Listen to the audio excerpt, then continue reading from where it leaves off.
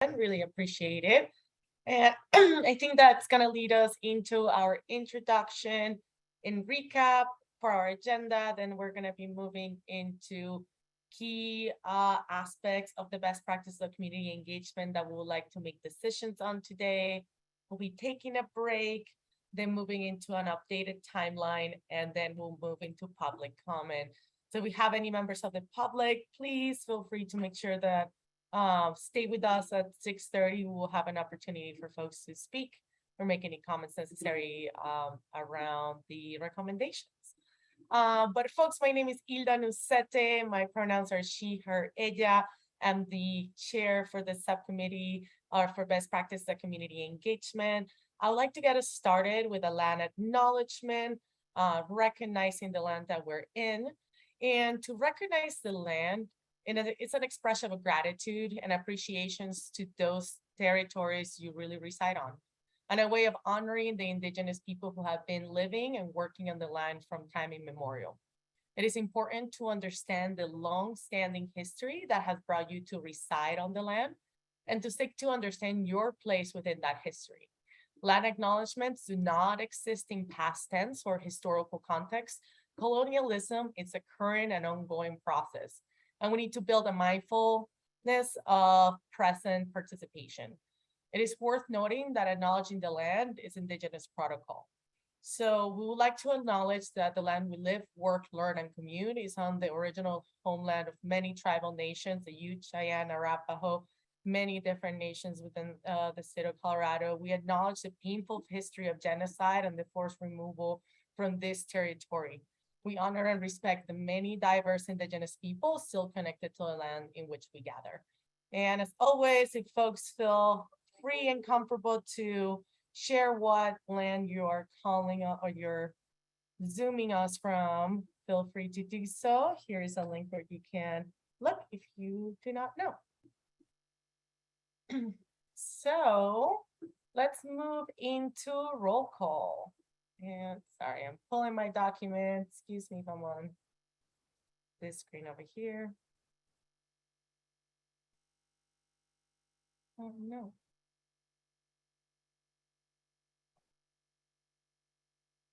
Can I help out, Hilda? Yes, go ahead. Sorry, I lost the document for a second. Great, no problem. Did you find it? Yes, I got it. Sorry about that. So we're gonna start with some of our members. Dominic Gomez. I think Dominic is not here today. I know she's planning on joining. I got a confirmation. Hi, can you hear me now? Oh, okay. So you're the 719. Perfect. I am. Sorry, I'm in transit and I'll be back on the computer here in a little bit. You're good. No worries. But thank you so much. Now we know that that's where the voice. Oh, there we go. Now you have name Renee. Jaime Valdez.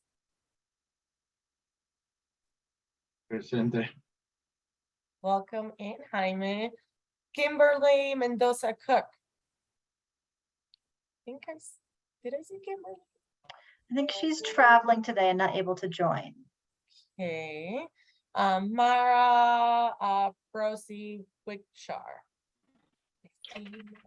Hi, everybody. Excellent pronunciation. I really appreciate it. I was trying. I was really trying. Sorry. Marcia Nelson, I heard you were. You did great. I am here. Hello, hello. And Jonathan Asher, I have that he's out today, but he's always one of our very present members. Awesome. Well, let's get us started. I think for timeliness sakes and understanding that we take a little bit of our time, especially with this key decision points, that we can skip today our icebreaker and move us a little bit into directly revising some of the points that we wanted to look into. So actually, no, before we get into that, I wanted to share our summary notes from our previous meeting.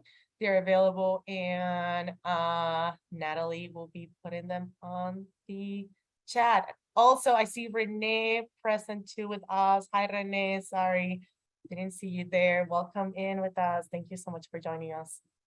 Maybe we want to see if we might have, because I think we were doing roll call just for the subcommittee members, but there might be some other, I think there are other task force members we might want to just acknowledge are joining us today, if that's helpful. Yeah, I see Robin as well. Any other task force members, if you like to unmute yourself and introduce yourself? Hi, I'm here, Elizabeth Godin.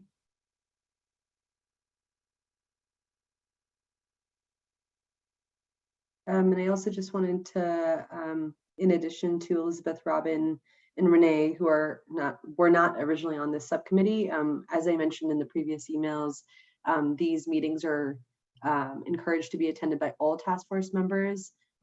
So just wanted to share that. And also Kelly Crandall is here from the PUC, and she is here helping represent Doug Dean.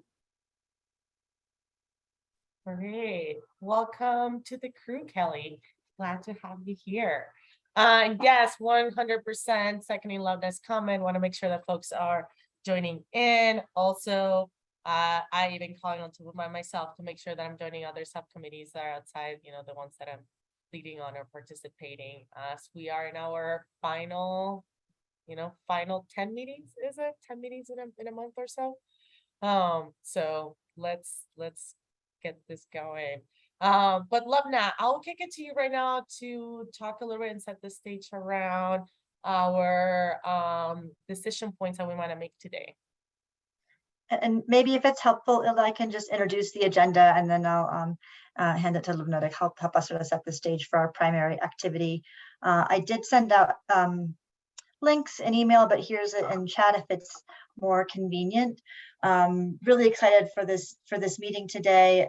The large part of what we're going to focus on is going back to draft 3 now of the task force recommendations, and really focusing on the few areas where the task force didn't reach a preliminary consensus when we were gathered together both in person and remotely in Grand Junction on the 25th.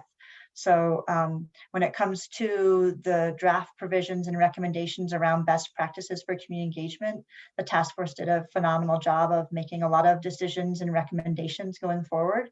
And so our hope and goal for today's meeting is we can go back to sort of 5 specific areas and kind of walk through either the options and see if we can get some feedback from task force members, all task force members, not just limited to the subcommittee, on direction going forward. And in some cases it's a decision, and in some cases it's more general input. How do we proceed?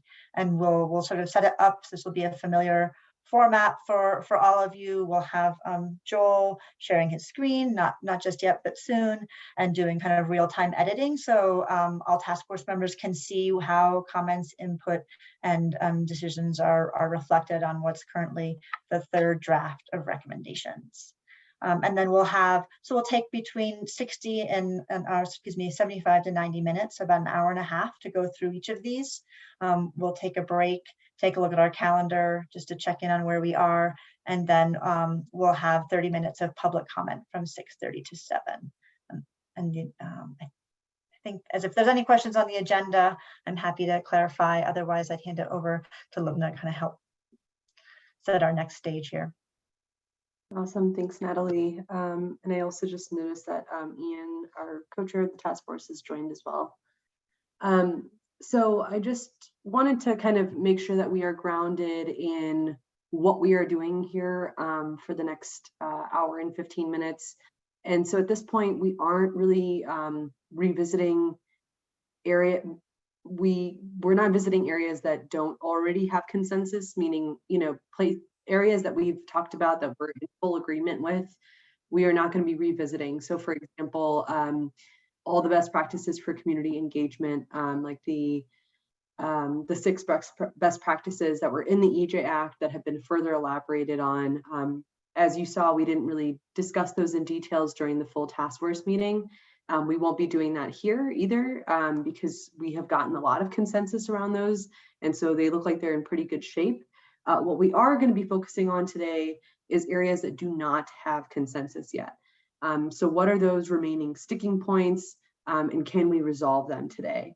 And so this is one of possibly, and Natalie and Ilda, you'll, probably talk about this in more detail later in terms of this committee meeting after today, but this is one of the last meetings prior to the full task force October meeting, as well as the November meeting, and an opportunity to kind of have these sub conversations specifically related to best practices, and honing in on the areas that, hey, we need to flesh this section out a lot more.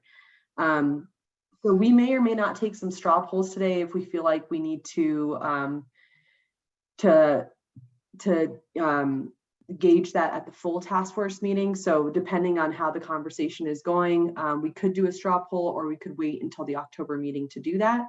And, I just want to emphasize that the most effective way to provide feedback during today's meeting is to say, hey, this is how this reads. This is, it should read differently, or, providing very clear feedback on how you want something phrased. So I hope that helps in terms of like directing our attention to what needs to be done over the next couple of hours, and really focusing on what's on the page and the language that needs to be changed. And Natalie, I'll turn it back to you. Great, thanks. I just wanted to check in with task force members to see if there are any questions before we share a screen and start working through some of these areas where we haven't had a chance to reach a preliminary consensus from the task force.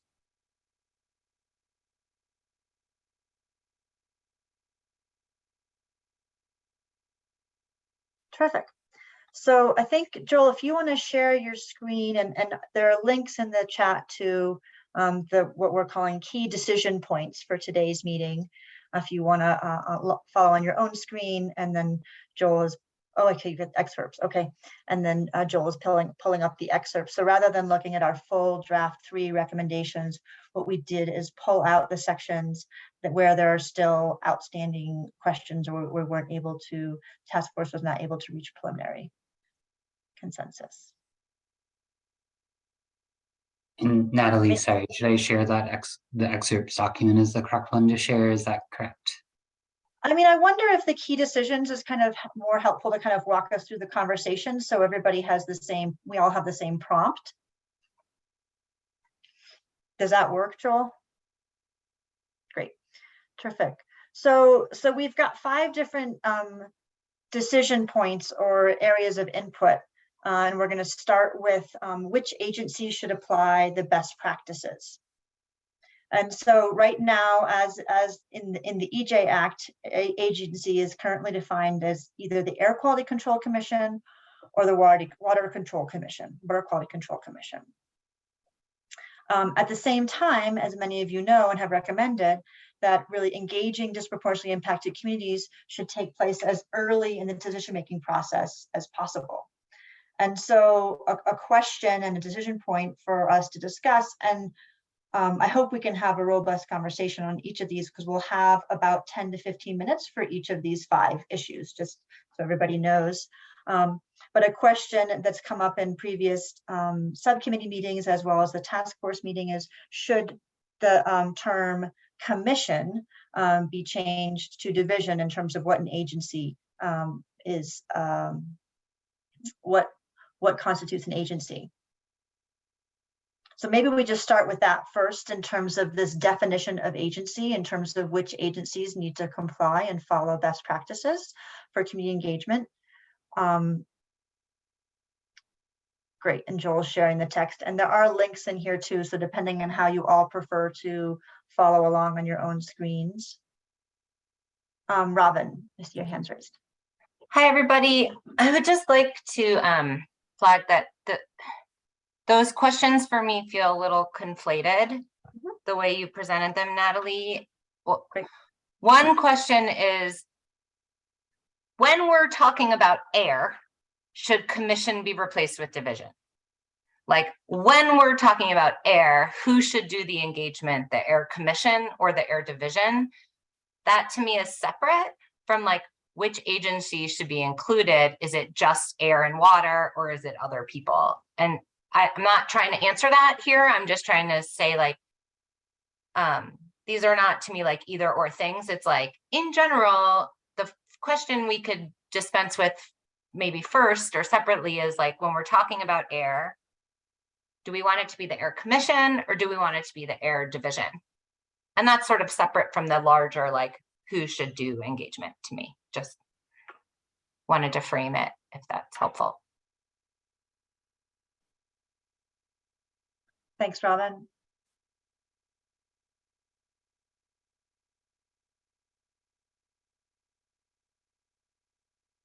Are there other comments or suggestions? Hi, Particularly in light- Natalie, it's Marcia. And I'm sorry if I missed this. I hate that I missed the Grand Junction meeting, but my stand-in said it was amazing, and I'm so glad that he was able to network and meet with everyone. Just for, like, I think it would be helpful, perhaps there might be some on the call, distinguish the difference between a commission and a division, right? Can we talk a little bit about what that means exactly? And that might help us with determining or making a suggestion. Sure. So for air, the commission and the air division are separate agencies under statute. So the air commission is the agency, the independent agency that has authority to adopt rules and regulations, primarily, right? And the air division is the agency that's charged with implementing those rules and regulations, as well as, you know, other federally delegated programs, like most of the permitting programs. So permits are processed and issued by the air division. Rules are adopted by the Air Commission. Now, that said, the Air Division is staff to the Air Commission on rules. So the rules blend. But what it means, I think, for purposes of the engagement is a question of largely like pertains to sort of at what point in the process are we recommending that the engagement occur? So the Air Commission is not typically involved in a rule or regulation until it's been formally proposed, right? And so the engagement doesn't happen until the rule package gets to the Air Commission. The Air Division develops that rule and largely acts as a party or, you know, the proponent during the process. And so do folks want the Air Division to be doing that outreach, or currently do they like that air commissioners, you know, try to attend, which is awesome, but keep in mind, these are volunteer commissioners that doing this level of engagement is a really big commitment of time on their part. And some of them don't have the time to do like 3-day hearings or weekends or evenings outside of general practice. They're not like paid or anything. So I'll stop. Hilda has a question. Yeah, and I think my question is, for example, operating within the Health Equity Commission, which is under the Health Equity Office, like it was a different case. Like we will do community engagement for the grants that we provide, or we'll do community engagement for the report that is done. So that's where I'm curious, where would that fit there? Because there are other commissions under CDPHE that do need community engagement that actually have been lacking it and needing it for many perspectives. So that's where I'm curious of like, are we just making that statement to that specifically? Or are we making it to all the different commissions that fall even under CDPHE? Because there's so many. Yeah, I mean, I see. So the AIR Act solves that problem by, in general, saying when blah, blah, blah is done by the commission or the division as appropriate, right? And sort of allows for whichever agency is doing the thing, right, to be subject to the obligations. So that's one way that we like solve the for office too, because like, for example, like as I'm saying, the Health Equity Office and then they have the Health Equity Commission. Right, so I don't So it know, should be like, maybe Sheila's here, like the Office of Health Equity, if they're an agency. I'm wondering if, Joel, we might have Emily look into whether we could use department instead and be less specific. If that makes sense. We can absolutely pass that along to her. I think that's a really great question, and that would resolve both of your kind of points, I think, Robin and Ilda. So, department could refer to both the Office of Health Equity and the Health Equity Commission. It could apply to the Solid and Hazardous Waste Commission, as well as HMWMD, or Hazardous Materials and Waste Management Division staff. Sorry for the acronym there. So I think we can absolutely have Emily research that question. Great, thanks, Ilda and Joel. I see Mara has a hand raised. And I think if anyone is on the phone and wants to jump in, please let us know. I would just bring up, when it was being discussed commission or division and how that goes around, I think that specifically was around rulemakings, and that's a little bit different from health equity and the roles that they play of, in terms of money and reports, and there definitely needs to be community engagement on multiple fronts, but rulemaking, as it's defined by statute, comes from divisions to the commission as opposed to the commission choosing its own rules. And so I agree that the department, I think, would encompass all of the above. My minor concern there, and I think that it should be included in that, but that encompasses then so many more commissions and divisions. I think CDPHE has something like 30 commissions that are under CDPHE, and what does that look like, and how do those all play together?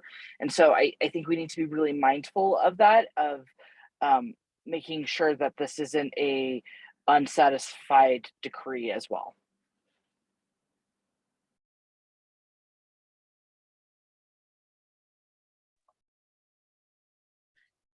Thanks, Mara. Robin? Yeah, I was just gonna say that that's a really good point by Mara. And one thing that, it would be my recommendation that we do in the statute itself is, instead of referring to the APA, right, where we say when it takes actions under 24-4103, etc., that we refer to the specific enabling statutes or the specific statute for the agency's actions that are covered, right? So if what we want is for a certain list of agencies to do this engagement under when they're doing certain things, right? Like right? So we can use terms like department when we refer generally to like who has to do the engagement, and then we cover, we make it very clear what engagements the statutes apply to by, instead of referencing the APA or in addition to, right? We reference the enabling statutes. So like, for example, if we want this engagement, which I know the Air Division continues to want and believes that it's like really valuable, for there to be engagement in Air Division, Air Commission rulemaking proceedings, right? We should refer to 25-7-105, which is the Air rulemaking statute, right? And so it's clear that when my agency is doing things under that statute, that's when the engagement. And so we don't have to, where we have had struggles is like, okay, is this action a licensing action under 24-4104, right? We don't have to go through that analysis and debate and get legal opinions and spend all this like hand wringing. We know what actions are covered. And so that, Mara, would solve the nuance that you're raising, is that we're not by virtue of referring to the agency as a department, so we cover the applicable boards, commissions, implementing agencies, right? Offices. We're not bringing in actions that we weren't intending to bring in. Anyway, that in light of Joel's request that we specifically target our feedback to the language we would like to see, that was my effort to do that.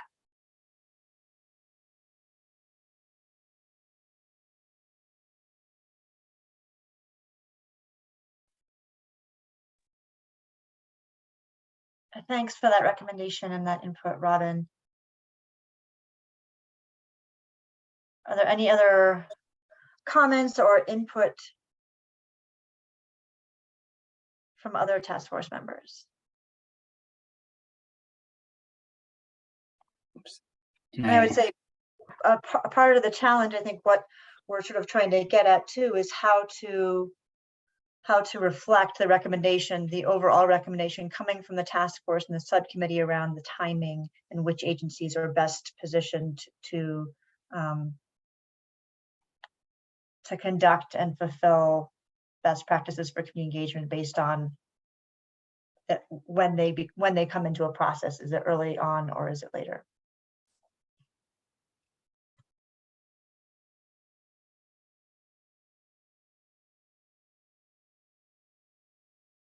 Joel, were you going to jump in? I think I interrupted you a bit. No, that's fine. I was just going to say that Robin, you probably saw I made my notes on your suggestion on what you're right. I think is sort of the separate question that we presented later of sort of right now there's references to the rulemaking, licensing, and adjudicatory hearing provisions of the Administrative Procedure Act in the current version of the Environmental Justice Act, which, as you noted, kind of creates confusion about like, okay, which types of actions are agencies supposed to conduct engagement on? So I made a note about your suggestion here in that section talking about what types of decisions should the practices be applied to. But really, it's obviously interconnected with this question of which agencies are conducting engagement. And, maybe just to kind of move the discussion along, it seems like we had a good kind of dissection on the commission division distinction there. That, as Robin initially pointed out, though, that is separate kind of for the question of what, if any, other agencies beyond sort of air and water or other parts of CDPHE, would it make sense to consider either requiring that the best practices apply to or recommending some other alternative, right? So in terms of the when best practices apply, last time in Grand Junction, you all kind of discussed this concept of there could sort of be plans with like a longer phase-in period for agencies that don't have much resources yet. So I don't want to put any agency reps, especially on the spot, but do folks have thoughts on like, gosh, CDOT would be interested in exploring this, the PUC, Colorado Energy Office, or alternatively like, oh, we really don't have resources for this as an agency perspective. So we don't think it should apply to us, but we would want to explore a later implementation or something. So kind of just putting it out there, not just for agency representatives, but all the task force members, if you have thoughts on kind of this specific question of which agencies outside of CDPHE would it make sense to start implementing some or all of the best practices in certain types of decisions. Yes, I agree that the best practice is an aspiration that we would like all the agencies to get to, though we know the financial and budgetary issues with it, that a timeline of being able to implement the practices, I think that's where I would like to steer towards. I'm seeing sort of, I think we mentioned 2 years, many of the different offices or different representatives felt comfortable with that timeline. I would like to steer that way. Thanks, Ilda. Dominique, I see you have your hand raised. Yeah, I agree with Hilda's comment, and I'll just speak in favor of what we already have in terms of the text. I think covers fairly well that I do think that this is something all agencies should be considering, and that in times where they notably go away from or do not use these best practices, they should be explaining why. And that might be, we don't have resources, and that, you know, for some period of time might be an acceptable answer. But I think that the first paragraph above that sort of says that these all agencies should be bringing this in where possible is a good start. So I would just be in favor of the existing language that does sort of hold all agencies accountable for these.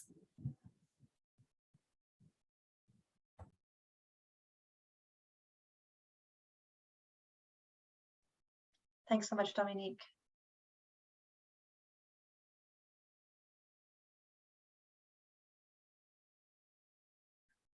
Elizabeth.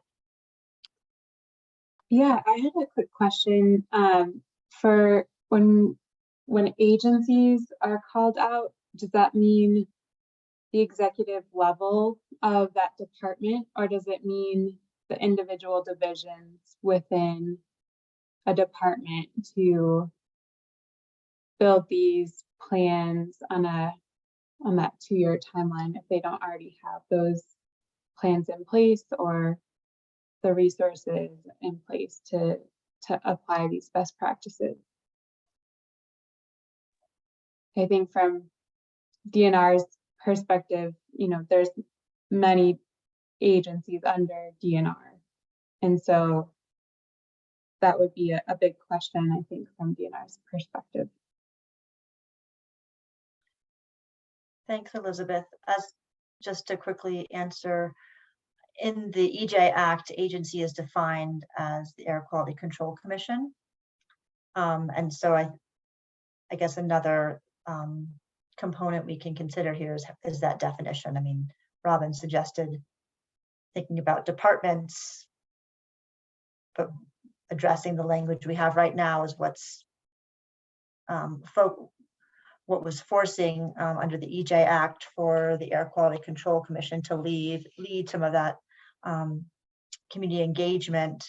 And what we found in practice as AQCC staff and Air Division staff shared was that the Air Division staff was better positioned and had a regular practice of doing earlier stakeholder engagement. And so it was kind of creating that language, and that definition was creating something that wasn't necessarily supporting earlier engagement with communities.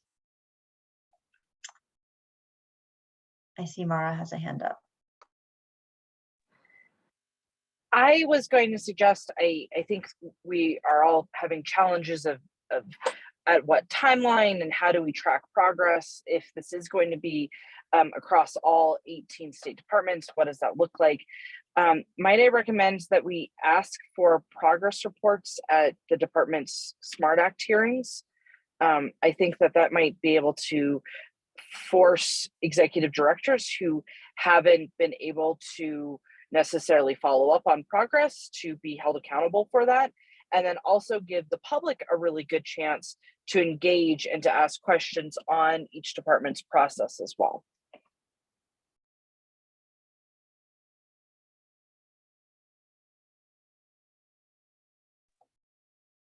Thanks so much, Mara, for that really specific suggestion.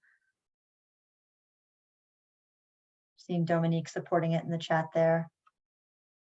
Some other chat from Jamie.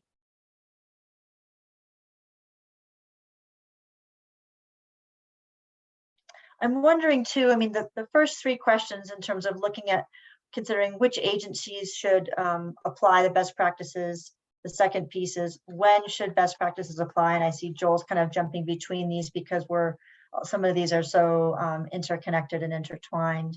And then the third part, section 5C, what types of decisions should best practices be applied in? So I'm wondering, and I'd welcome input from Lubna and Joel and Ilda on this. Are we getting to a fine enough point on this first section? Does it make sense to kind of take a look at the next 2 sections and see if we're getting closer to sort of guidance from the task force and some clear decisions? Natalie, I think that makes sense. I think we've covered, this which agencies section well enough that we're already I don't know that anyone is going to come forward with a list of like Colorado Energy Office, yes. Public Utility Commission, no. Department of Agriculture, yes. Like we may not be at that point, right? And I made all those examples up, obviously, but it's worth thinking about. And those of you who are agency reps, kind of going back and talking with your team about like, does this make sense for us? And if not, what does it take to make it work so that we can kind of have that final input when we come to October for the next meeting. But I don't know that we need to discuss this further as the subcommittee. And I think we could kind of move into this. When should the best practices apply, unless we've already discussed that enough already too. So. Terrific. Can I see a sort of a general thumbs up for people good to move forward? Or are there any outstanding questions? I see Ilda. And I'll say, I mean, these are some of the trickiest questions, right? And some nuanced ones. And so these are tough. And then this is maybe why we weren't able to get to a preliminary consensus earlier. So I'll keep going if this process is working for folks, and really appreciate everybody trying to kind of roll up your sleeves and get clarity on this. So the next section, so Joel has it pulled up here, when should best practices apply? And here we have a set of recommendations and kind of components that we can walk through. And the decision point is the text here in terms of what we have in draft 3, does this have the support of task force members? And so the way just to kind of give some bulleted highlights of what's here, and this is just taking from the key decision points, really just trying to paraphrase. But the idea and what we captured from guidance earlier was, no, sorry, Joel, I can see the we can see the recommendations. Sorry if I misspoke. Is that again, we're using the word agencies because that's what's in the EJ Act. That may be something that's revised later, but agencies should have discretion to apply best practices for community engagement on a case-by-case basis. The current draft also provides mandatory baseline standards that could limit that agency discretion. And I think this came up earlier already today. If agencies have a plan, if they decide they are not going to follow or implement best practices, they need to make a plan to document. Sorry, let me back up. That they need to document what their standards for engagement will be and for what decisions. And then if they determine that whatever baseline they have for that agency isn't met, they need to document why in a public document they've decided that best practices don't apply. I think we also talked about in Grand Junction a 2-year phase-in approach for agencies that don't currently have resources to implement best practices for community engagement. A periodic review of these best practices. And I guess I would flag those as sort of some of the main components that the task force came up with. And just, I guess the question now is, are there any components of this piece of section 5B, thinking about when practices apply, best practices apply? Are there any concerns with any of these provisions or proposed revisions from the task force?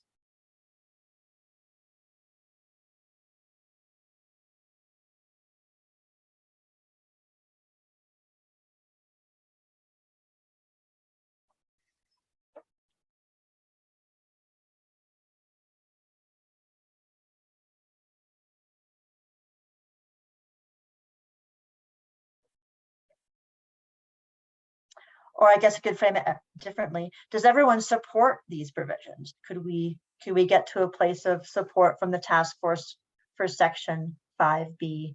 When should best practices apply?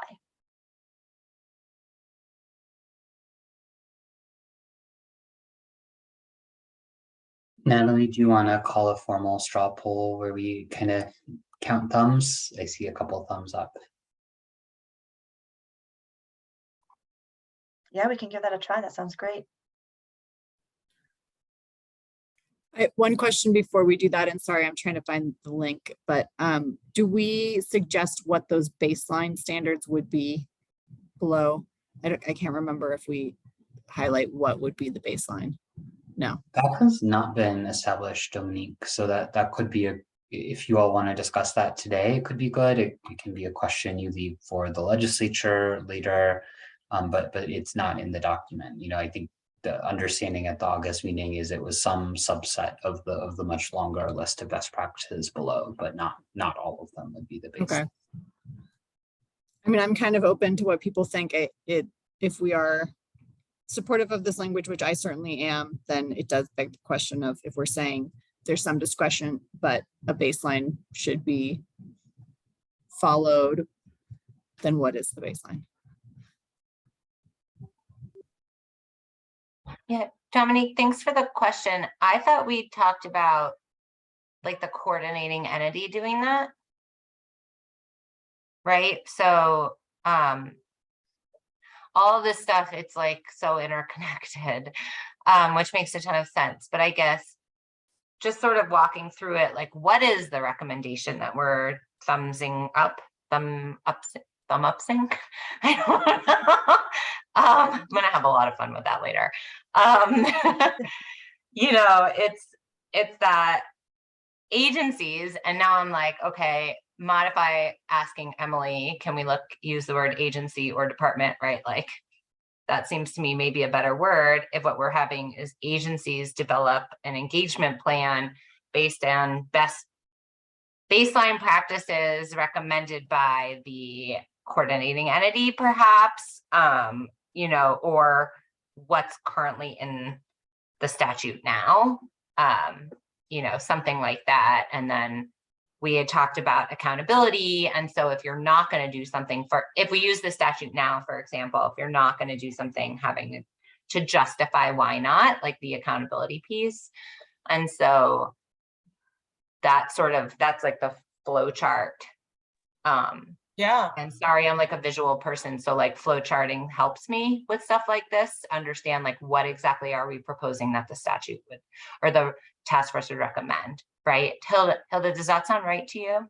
Yeah, I was gonna say definitely there needs to be a sort of excuse of why they're not meeting the baseline, but also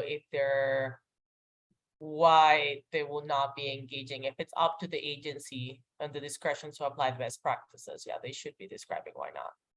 Is it monetary? Is it is it budgetary? Is it timeline? Is it whatever it is? Because that needs to be, I think the public also will judge how realistic that excuse is.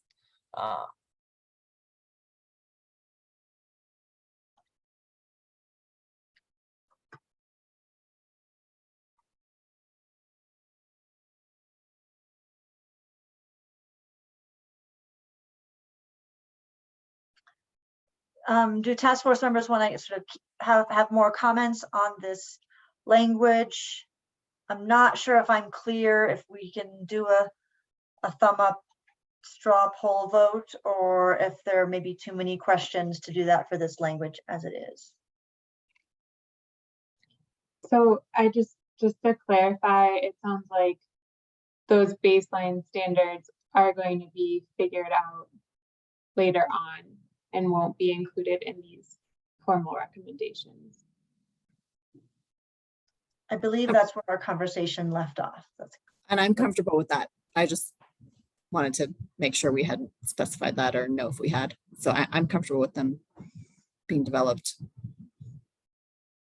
later. And maybe we could just specify that they would be a subset of our existing set of, that they're not anything new. They're just not the full recommendations that we're making. They're a smaller set of them. Well, I was gonna actually debate, like, isn't the baseline what we are stating on time, outreach, etc.? Like, isn't that actually the base? Because I think even within the votes, so many of the recommendations on time and announcing on like how many meetings, even it was difficult to get some of the agencies to vote to have the 3, which is what was voted the most by the, by the survey that we did in community, that was more like there should be 1 if necessary. So isn't that those 6 parameters kind of the baseline, which was already in the EJ Act, and we're just expanding upon them?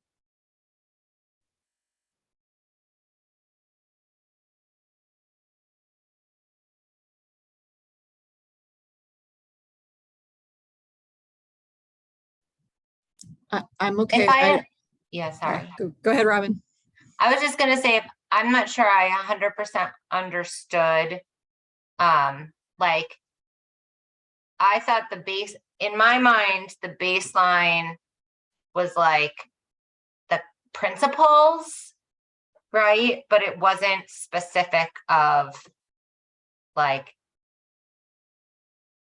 exactly, the level of detail that we had in discussion around in section 1E, right? Or E1 through 6 in the document, right? Like it would be like the headings and like some, but it wasn't like all of those things, because that's not a baseline, right? That's the aspirational that's like the everything.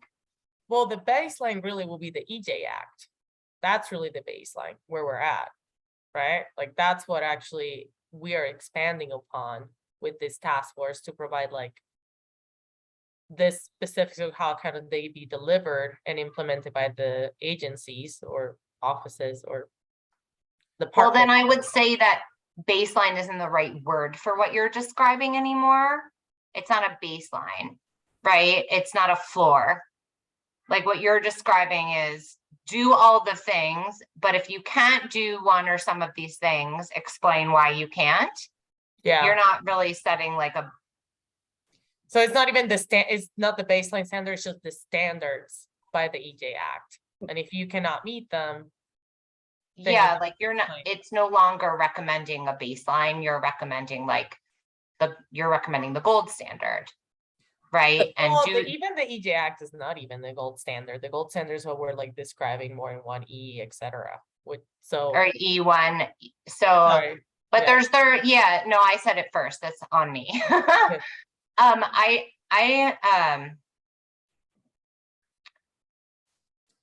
think that you are going to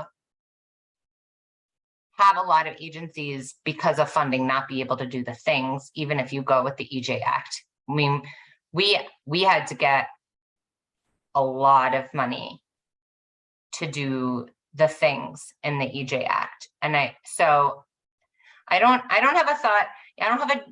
I hate to use this now. I don't have a dog in this fight. Like my agency is going for the gold standard because luckily, like we've been funded to reach for the stars here. Right. And so I'm just trying to think about other agencies. But that's what we're saying, the ones that have the 2-year timeline. Like the ones currently, if you cannot meet it, you should be able to describe why you're not meeting them. And after the 2 years, those other agencies, will have to have that plan and even excuse within why they cannot meet those gold standards, even within those 2 years, because of lack of funding or lack of staff or whatever it is. Well, that's maybe how I'm seeing it, because we do have agencies that can operate under that gold standard, and they should be saying why if they can't. Yeah, I guess my point, Hilda, was only that using the EJ Act or what's in E1 changes the meaning quite substantially of baseline standards, and it's no longer, I guess, to me, it's changing it to be the aspirational, all the things, which for my agency is not an issue. So maybe I should stop talking, which is usually the answer. It's just very hard for me. Let other agencies chime in.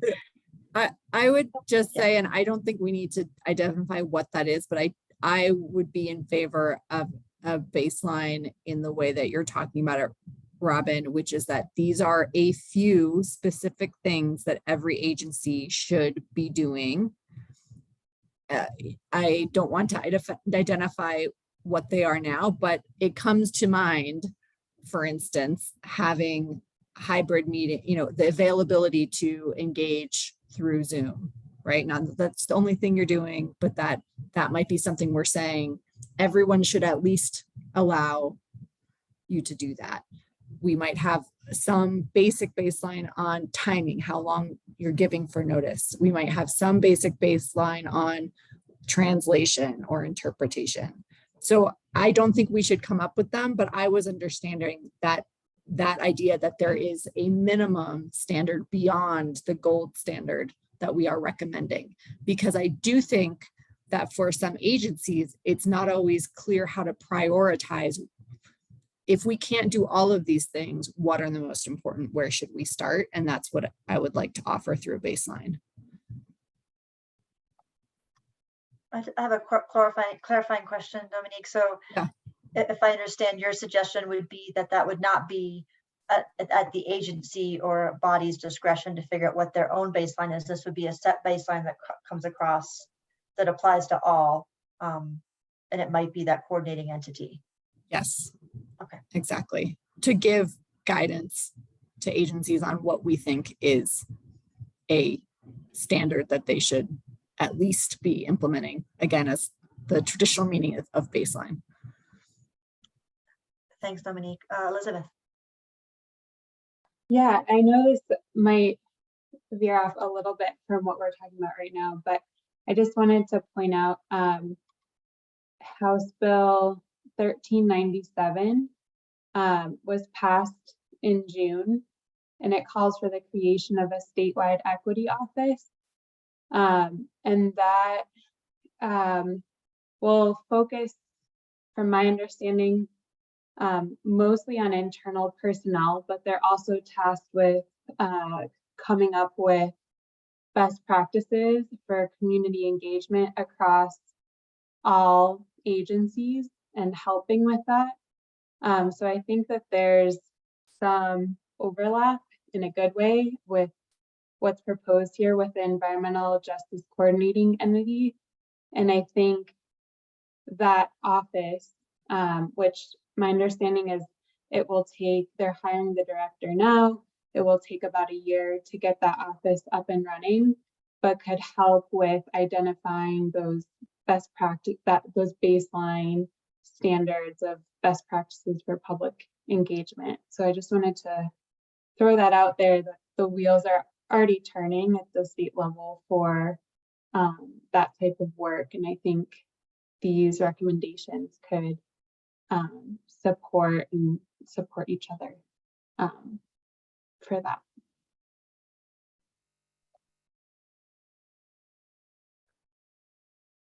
Thanks so much, Elizabeth, for sharing those specifics.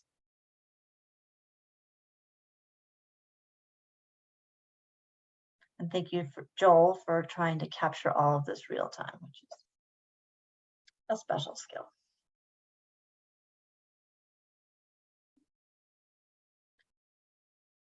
As always, if I get your idea wrong or I miscapture it, please speak up. This is the reason we do this, is so you can all kind of see what it looks like on paper, knowing that we then take it and integrate it into the draft. So if I ever get something wrong, please let me know. So I'm wondering, with the shift to the body that's determining the baseline, from shifting that from individual agencies determining their own baseline to an environmental justice coordinating entity setting them, does that get us closer to support from the task force for this language and what we're getting at in terms of the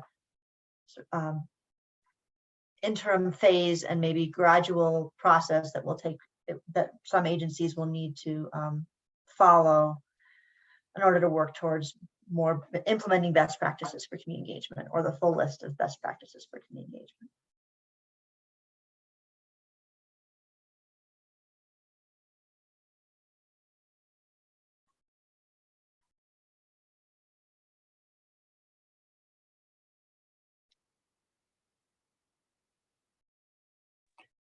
Ilda, Lubna, Joel, should we try for a straw poll on this language and see how many thumbs up we have? I saw one from Dominique, Elizabeth, Ilda. If people support this, can you do a thumbs up? I have a quick question. Yes, please, Renee. If there are other agencies or other offices established in the future, let's say for equity, that also engage in best practices, shouldn't we also include that here, where it's not just on the task force, but any agency that provides that form of equity for best practice, that all state and federal agencies should try to include, incorporate, or strive for that type of standard? in some way, because it sounds like if it's going across the board, then state and federal agencies don't really have an excuse anymore to not try to find a way to find the best practices, and who wouldn't want to.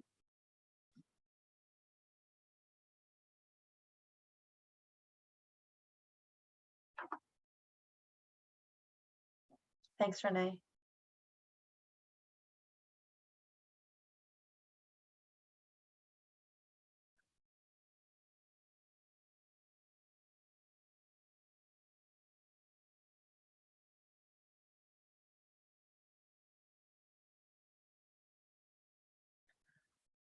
I don't want to force a straw poll, but is that a helpful exercise at this point to see if we're getting closer?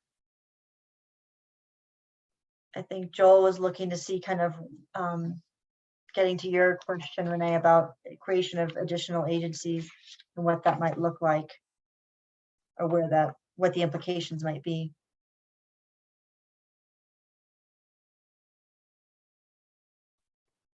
I think, Natalie, most of our task force members voted yes, that they agreed with this section. So I think we might be good to move on to see if, unless somebody has something kind of different that they would like to share.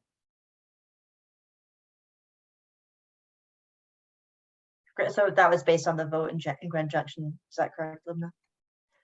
No, we were just looking at the number of thumbs that people just raised right Oh, now. just now. Oh, great. Okay. Yeah, and I think there were a couple that we just missed, but that Joel flagged, including like Jamie and Mara, just raising their thumbs in support of this as well. So I think it's a relatively unanimous thumbs up. And so unless somebody has kind of something else that they would like to share, feel free to raise your hand. Otherwise, I think we should move on to see.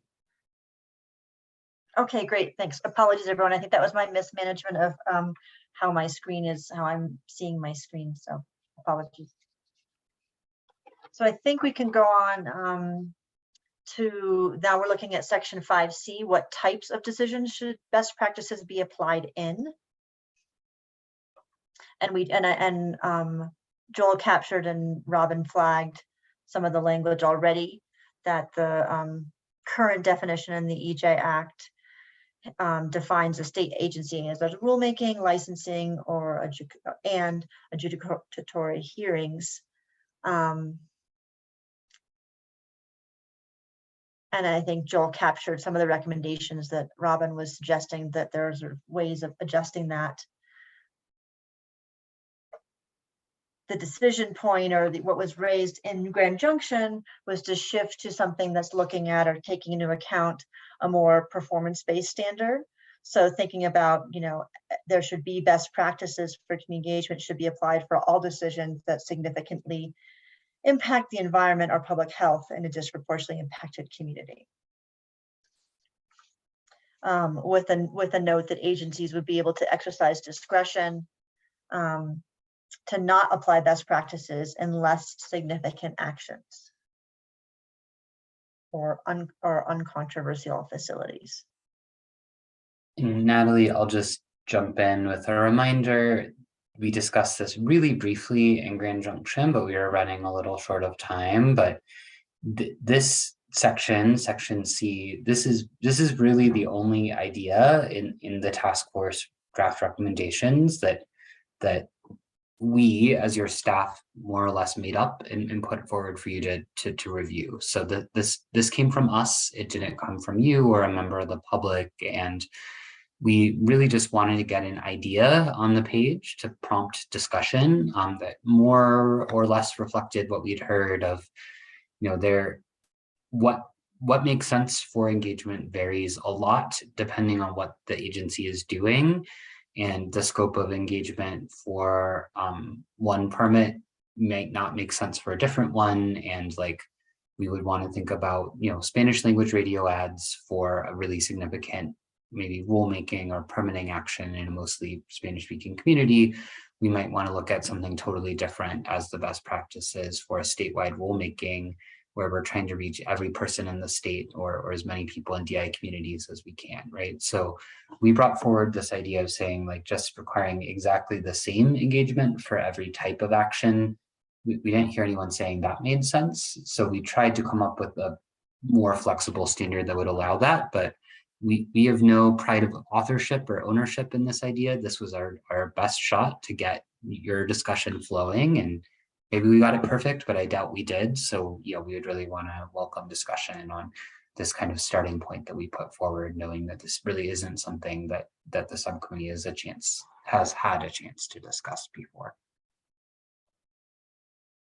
Thanks so much, Joel, for that reminder and explanation of the context. Other comments, questions, recommendations to this section here?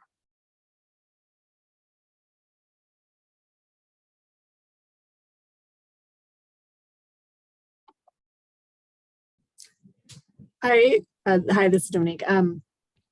I like this because I do, in speaking for the energy office, we don't do rulemaking, licensing, or adjudicatory hearings. So that being said, I do think there are processes that we undertake that we should be utilizing these best practices for. So I think that this is helpful in clarifying that best practices are not limited to those more regulatory processes. I don't know, I can't speak to as many of the other agencies that this would fit under, but I am kind of curious, like for DNR or CDA, if this would be helpful.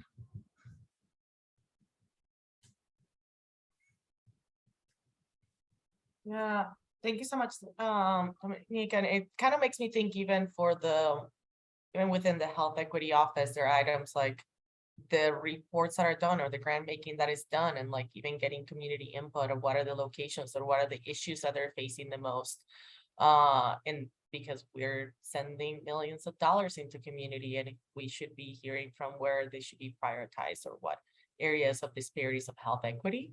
So I think it does leave room for and gray areas for push internally to apply some of them and make sure that those are implemented through different agencies that are not doing licensing or rulemaking.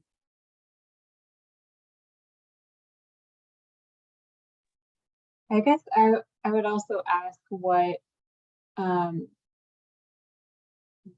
flexible performance-based standard, what that standard would be, and whether it makes sense to define that a little bit more or intentionally leave it broader so that it would capture more agencies, like Dominique said, that don't have licensing or adjudicatory hearings.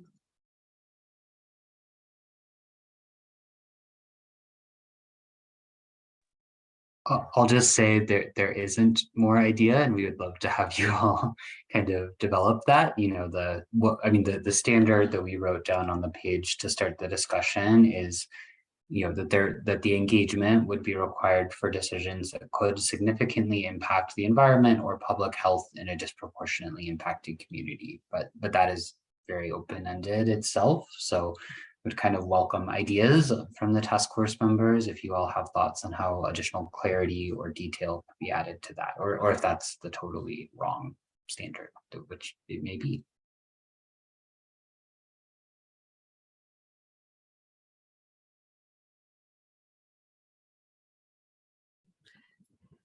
I do like per Hilda's comments, maybe calling out sort of investments, including grant making, but also larger planning processes or prioritization exercises, which I think is included in the language that you suggested, but maybe would be clarifying to name some of those. So yeah, grant making, investments, prioritization, planning, etc.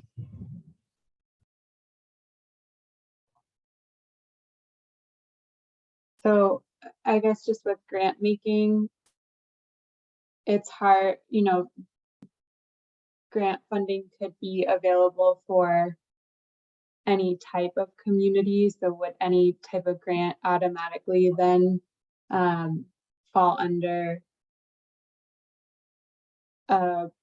possibly serving communities that are disproportionately impacted?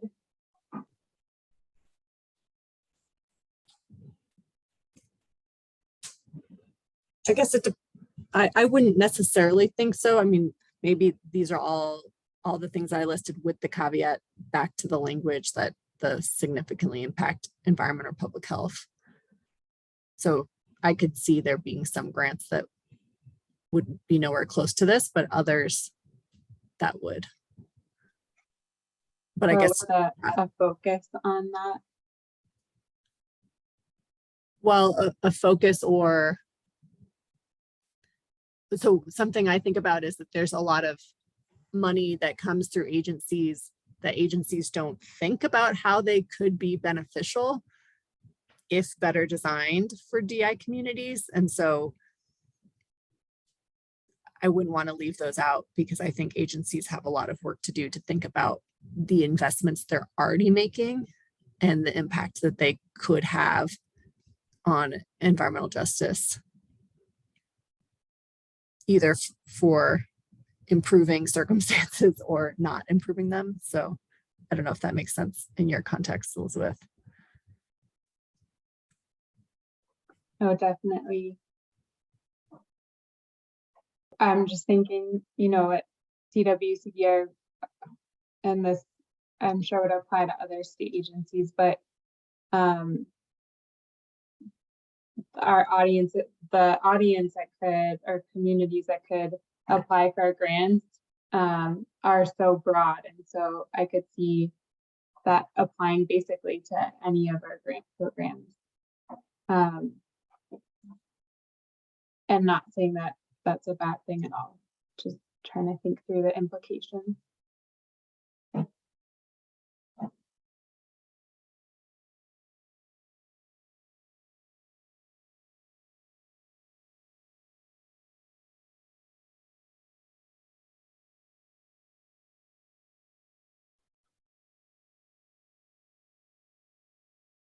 Just wondering if there are other task force members who haven't had a chance to jump into the conversation, who want to contribute to this piece on section C in terms of what types of decisions should best practices apply.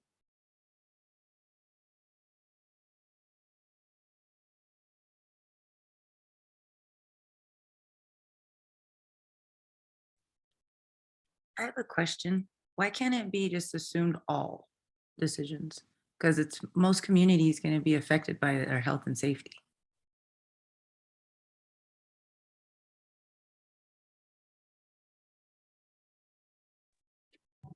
Renee, that's a challenging question. I can try to answer it in terms of why did we choose the words on the page that you see now, which is just that agencies make thousands of decisions, you know, in each agency of the many that there are across the state do, not all of which significantly impact the environment, but I think it would be one, like that there are not enough hours in the day to do the sort of in-depth level of engagement we're talking about for probably every single decision. And then second, it's probably not a respectful or good use of community members' times to bring every single decision an agency makes to that type of really in-depth public process, which doesn't mean there shouldn't be some, but there, I think what we proposed was some sort of filtering mechanism to say, like, this is really just a, you know, small change to correct a typo that we found in a permit from 20 years ago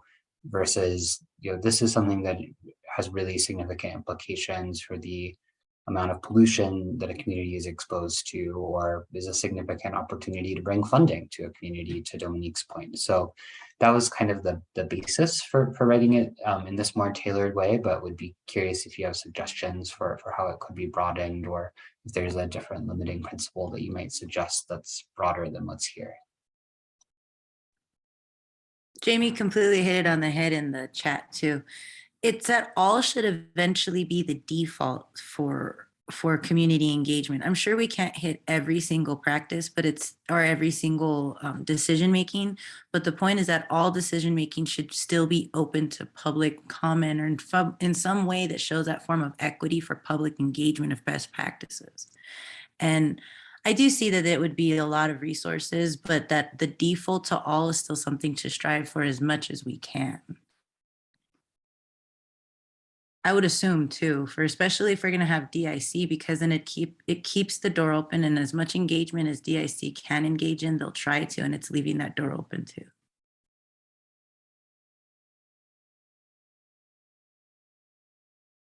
Also, if it's not, will we be able to also put anything that significantly impact or potentially harm the environment or public health, if that's the case too?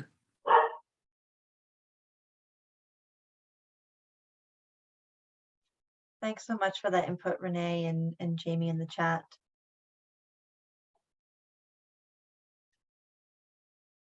Robin. Hi, thank you. So I think I said before, I don't love the reference to the Administrative Procedure Act sections because I think it's unclear. So I can't get behind all. If all means all, if we're talking about literally every decision an agency makes, because it's just impossible. Like, given the size and breadth of some of these agencies, to conduct engagement on every decision that's made business, I mean, we'd grind to a halt, we'd be paralyzed. However, if it's grounded in, like, you know, these principles that we've been talking about, like decisions that significantly impact or harm the environment, public health, or communities, you know, if we make it clear that what we're talking about is final agency action, and then other things like grants, like funding, you know, things like that. But I've just, you know, like we go through a rulemaking process. We do a lot. Yeah. Well, okay. So I'm going to back up where I was and not respond to the chat. Sorry. We go through a rulemaking process. We conduct a lot of engagement around the rulemaking. Then what happens, right? Like, we develop guidance around questions that we receive after or during the rulemaking, right? And we put that out and we send that out, you know, to interested people. And, you know, does that mean we have to do engagement around guidance development? Then we evaluate compliance with the new regulations. All agency action, does that mean we have to conduct engagement around how we're going to do compliance evaluations? Does that mean we have to conduct engagement around every single compliance action that we take? At what point? Because there's legal concerns about disclosing the identity, right? Like CORA issues around the, you know, and then like, because we've already, right, we've maximized, or we're looking in this process to maximize engagement in, like, how do we improve engagement with communities with respect to compliance, right? Like making sure, you know, through EnviroScreen, mapping, or the SEP process, or right. And so I'm not trying to say that there isn't more. I am trying to say all is in fact impossible if you want agencies to function. And we can't use words like all without explaining what they are, what it means, and what our intention is. Because what is an action that people want engagement around? That has to be clarified in the statute. Otherwise, agencies are not going to know how to comply with this. And then they're not going to, right? in some people's views. And that is not setting agencies up for success, and that's not setting communities up for success.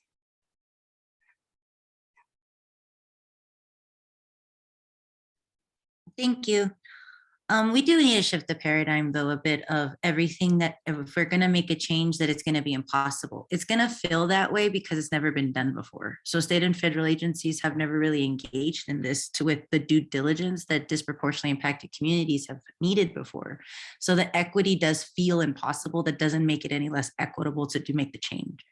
So when I mean all, like I said, I don't assume that every rulemaking is going to be able to have all the resources for every best practice, but eventually it needs to make the agency understand that they need to always strive for themselves to do the due diligence for the best practices as they possibly can as every rulemaking going forward, so that they can still keep communities' engagement as a form of equity before we assume that industry or others get involved, because we already know that is legitimately a status quo concern. Industry has a lot more influence in a way that community has not been able to equitably.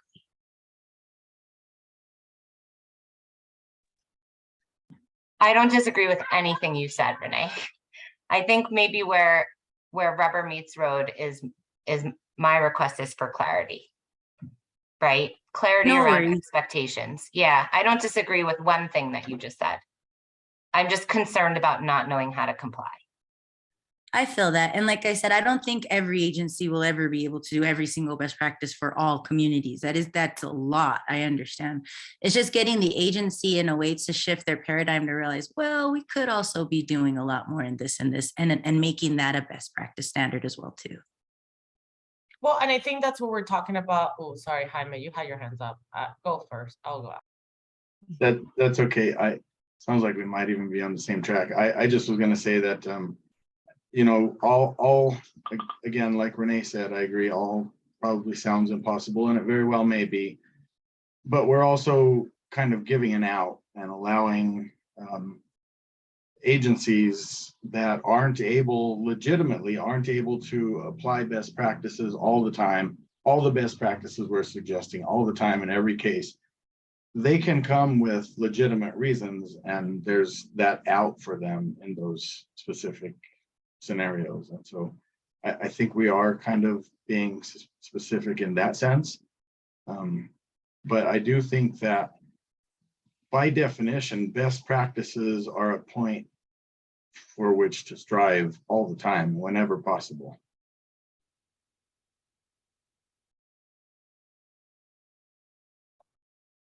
Thanks, Jamie. Ilda? Yeah, I was going to mention it's pretty similar. I think the baseline is where we should be looking into those spaces. I think there needs to be a strong baseline, that just like the very bare minimum. So maybe in my eyes, it's like not a mediocre baseline. I would like to see as in as many decisions as possible. And I think also being able to evaluate when those are not being implemented, sort of like when are some decisions that they're not doing this engagement that could be affecting communities' health, but why they're not doing it. And I think that will create some accountability from the public. Thanks, Ilda and Jamie and Renee and Robin, Jaime. Marcia's weighing in the chat as well. I'm checking our time. We need to wrap up in about 20 minutes so we can have a break and everyone can take a breather. Does this feel like a good place to pause? What we asked for was your input, and we just got a lot of input, and that Joel has diligently captured here in the notes. Natalie, are you saying that you would like us to go on break now before we move on, or? I would like us to to wrap this up and address participation incentives and engagement with the disability community before we take our break. So we have 20 minutes until our scheduled break, if people are feeling okay. I feel comfortable moving into the next piece. Joel, is there any finer question you want to put out to the group at this point on this section, or should we keep moving? I don't think so. Yeah, I think because this section C was a newer concept. I don't know that we have to get to a straw poll today. We achieved our goals of hearing from you all of what you think about it and getting some great ideas about how to refine and change and expand and provide more detail. So really appreciate the great conversation. It was really nice to hear kind of everyone converging around an idea at the end. And this gives us a lot to work with as we move on to, I know we're only 1 week into draft 3, but as we move on to draft 4 for the October meeting, I think that gave us a lot to work with. So thank you. Fantastic. Thanks, Joel, and thanks for everyone. Thanks, task force members. So our next section is looking at the participation incentives. This is section 5D5. We didn't have a preliminary consensus around this, but we also don't have a sense of if there are concerns or sticking points. So this is talking about participation incentives. There's sort of, I would say, 4 general components to this piece. The language is there, so you feel free to read it through. But basically saying it's important that there are participation incentives that are available for meetings. These incentives could include gift cards, bus passes, childcare, meals, and I think it's a pretty open list. Also a recognition that community connectors could suggest other innovative incentives for communities that aren't listed here. And then also a suggestion that the EJ coordinating entity could serve as a centralized fund or provide centralized funds for this compensation for these incentives. So I think the question here is, are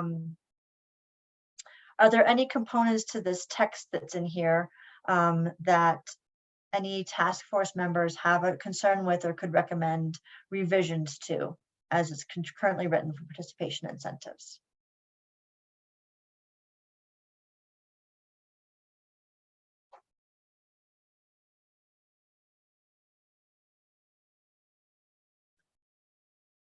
Anybody here that opposed that vote?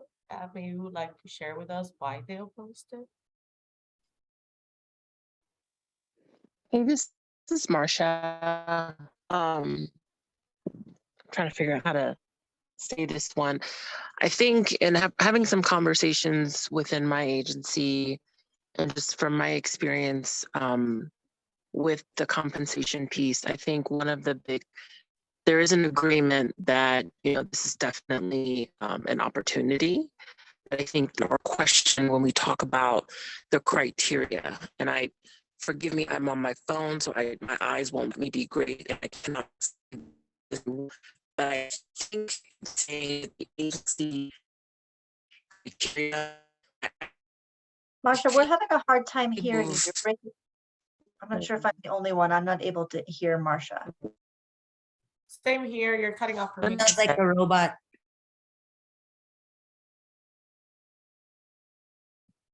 Okay, well, hopefully Marsha can join. I know she's joining on her phone right now.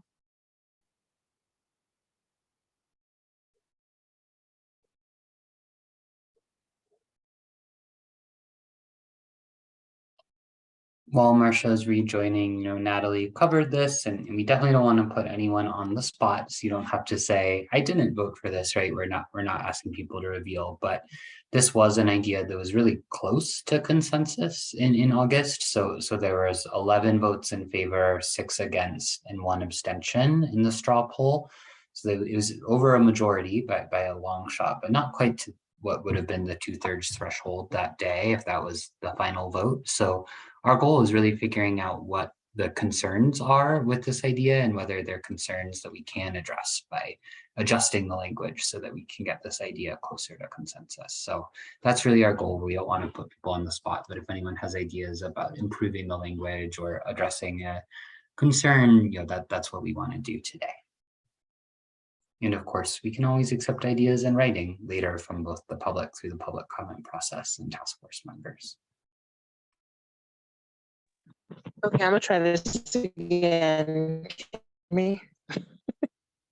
Or is it It's bad still pretty connection? distorted, Marsha. Oh, that Okay, sounds let me better. try to type. Let me try to type then. You can hear you. Why don't you try Oh, to share your point? We okay. can hear you clearly now.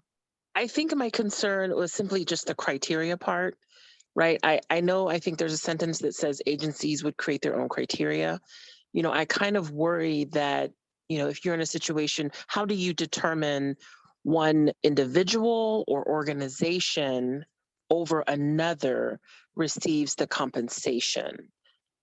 That's my only concern with this. I think it's a great idea. I want to support this, but I think we may come across some staff or individuals and even some, I don't know if there are laws or legislation or whatever, that could jeopardize the ability to compensate outside of a state employee.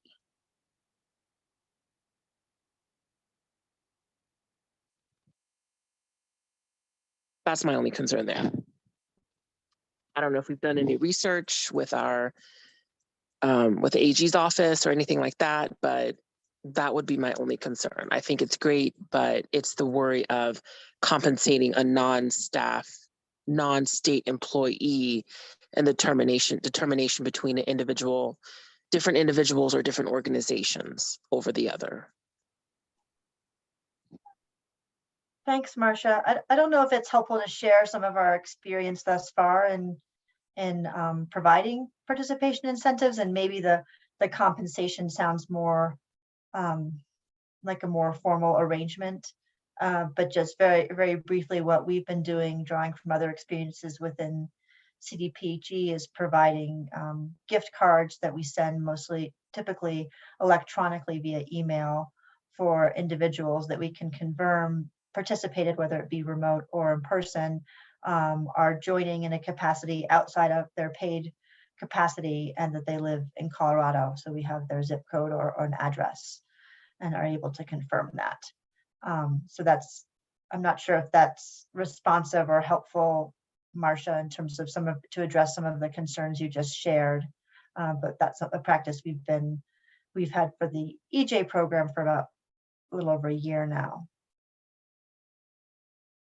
and supported by our fiscal departments. And I think what we're doing is not brand new. It just isn't regular practice compared to in terms of across the whole CDPHE agency.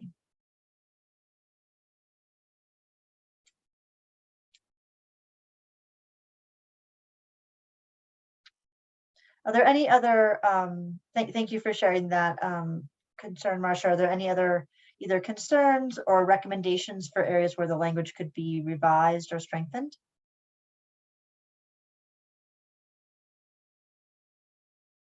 I don't have suggestions for how the language could be suggested right now, could be improved right now.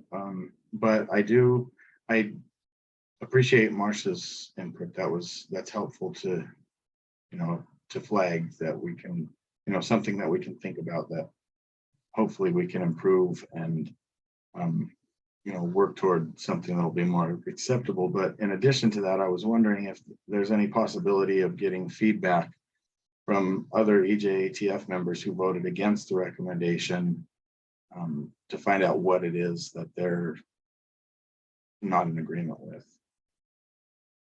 that we may need to work on specifically.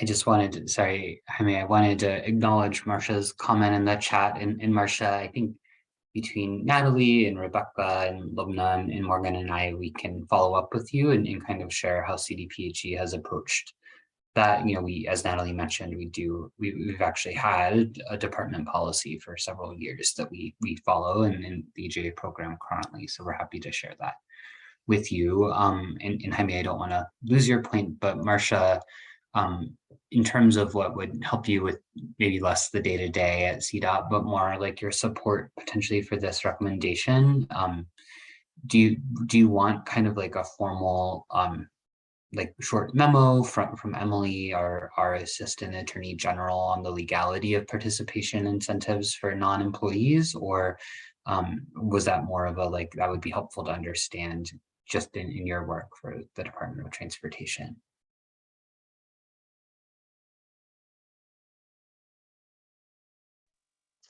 Okay, I'm gonna try this again. The legality side would definitely help for me. Yeah, I know that I have plenty of people on my team, I should say in my department, who are open to this and want to support it.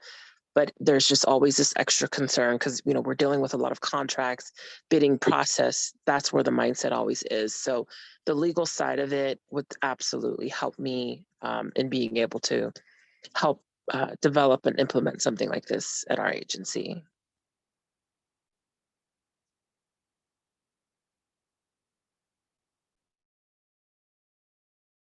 Thank you, Marcia. We can definitely bring that to Emily, our Assistant Attorney General, in addition to the question that came up for her earlier. And then Jaime, to your point, yeah, as we said earlier, we certainly welcome any task force members who maybe don't feel fully on board with this to explain sort of their concerns or what it would take to get to yes, to borrow a negotiations phrase. But of course, perhaps maybe the folks who had more concerns about it aren't here tonight, which is totally fine. And so it may be that no one wants to speak up, or none of the folks who had concerns last week are in the room today, which is totally okay.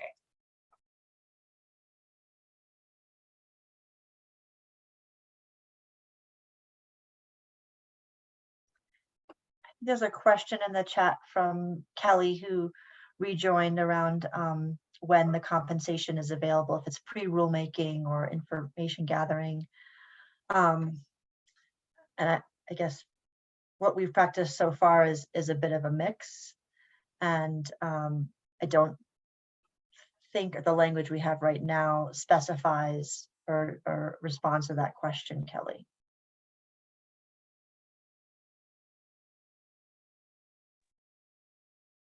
And Natalie, I mean, I think we can share what we've been doing, which is generally providing participation incentives for public meetings that are requesting something from the public, asking, please tell us what you think about this. You know, in the same way that you might be participated or compensated for, you know, participating in a scientific research study, for example. We have also provided those incentives for, which is usually not in the context of sort of a broad public hearing around a rulemaking or a permitting action. But we have provided them for some of our enhanced outreach sessions. So the type of engagement required by the Environmental Justice Act for Air Quality Control Commission rulemakings as sort of part of the suite of best practices. So I don't know if that answers your questions, but I think both and it sort of depends on, you know, what we're asking the public to provide when they come to the meeting in terms of, are we asking you to really share detailed opinions and ideas that we can, you know, we can take as the agency. So Natalie, is that a good summary? Yes, that sounds, that captures it, Joel. Thank you. I am watching our time. Is there anyone else who wants to comment on this? Because I want to make sure we don't cut into our break. I think we could all use a little bit of a breather, but I think I just interrupted someone. I'm not sure who that was. Apologies. Oh, this is Kelly Crandall from the PUC. If there's homework on the legality of participation incentives for non-employees, I would, if you would be willing to share that with us also. I'm currently working with the directive that we are not legally able to compensate people for participation in open cases like rulemakings and adjudications. But I think it would be helpful to better understand what other analysis has been done here, since we're all operating under the Administrative Procedure Act.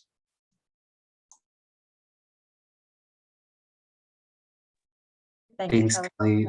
Oh, yeah, and Kelly, I'll just say we can either, we'll make sure the response gets to you, and if it is some form of confidential legal advice that goes to the task force, obviously coordinate with Doug, your task force member, or see if that's something that Emily can work with her colleagues in the Attorney General's office who represent the Public Utilities Commission, so that you get the response back. But one way or another, that this is good homework for us to know to bring back to the task force.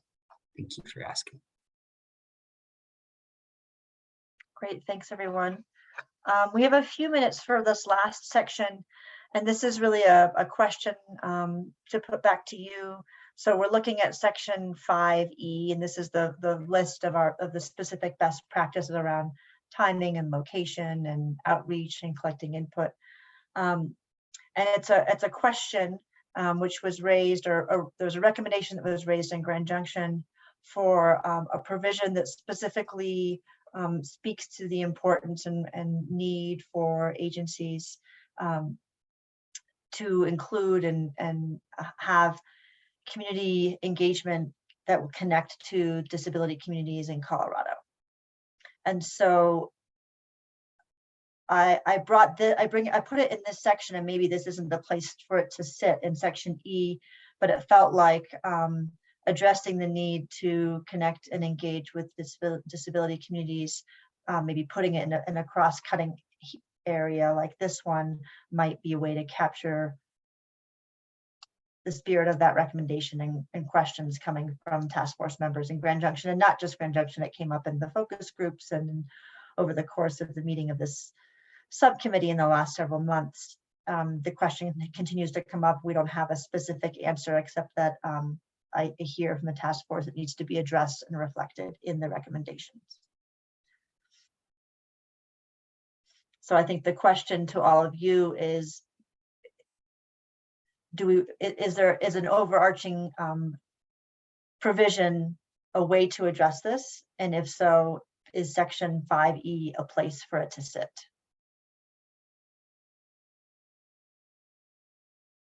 And I know this is something that Ilda and Ian reiterated the importance of in Grand Junction. Go ahead, Ilda.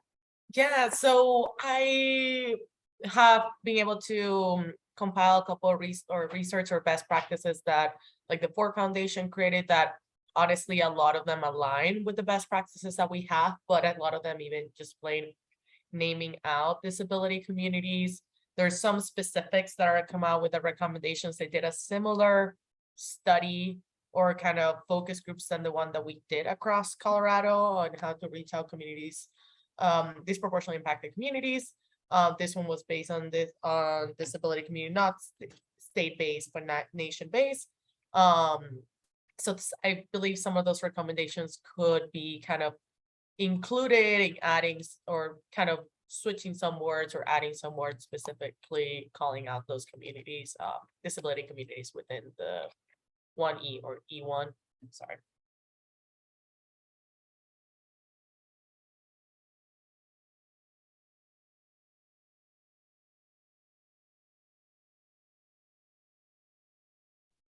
Thanks, Ilda. And if you have those resources, I think the attachment didn't quite come through, but I'm happy to make that available to the task force and subcommittee if that's convenient, those recommendations that you have access to. Yes, give me a second. I can send the PDF of both studies that included. I can send it to folks through the chat. Great, thanks, Ilda. Other comments from the task force on how best to capture the importance and need for action and connecting and engaging with the disability community?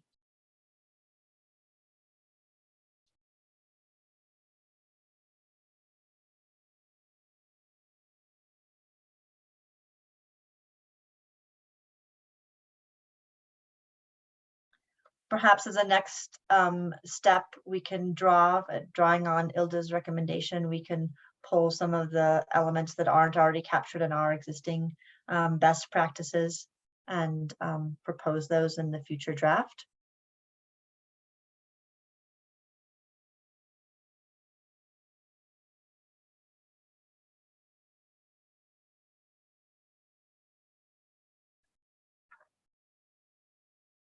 Great. Thanks so much, Ilda.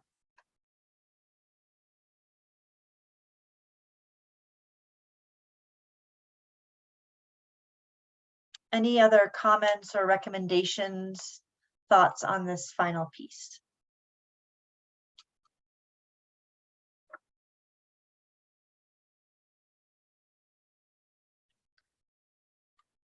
Fantastic. Thank you, everybody, for all of your input and going through this. This is the Tuesday after a long weekend. We're asking a lot, and I just appreciate everyone who's able to join and really dive into some of these tricky questions that that we haven't had a chance to fully address. So we really appreciate all this input. We will go back to all these comments that Joel has captured, and those will be reflected in the next draft for further review and revision in our October meeting of the task force. I would propose we take a 7-minute break and come back a few minutes before, come back around 6:25, if you could, please. And we'll have just a quick glance at our timeline and calendar for the task force or the subcommittee meeting. And then we'll have half an hour of public comment from 6:30 to 7. Thanks so much, everybody.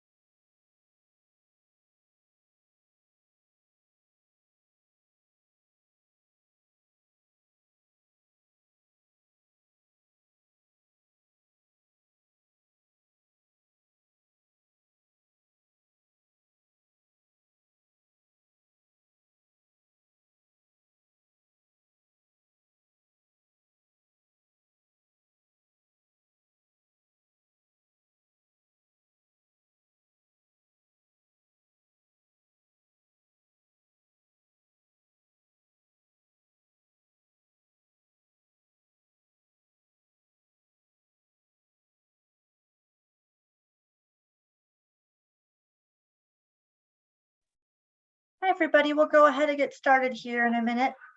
Everyone can come back. Maybe put yourself on video if you don't mind, or if you can, just so we have a sense of who's in the room. Thanks, everybody. Eating dinner's allowed.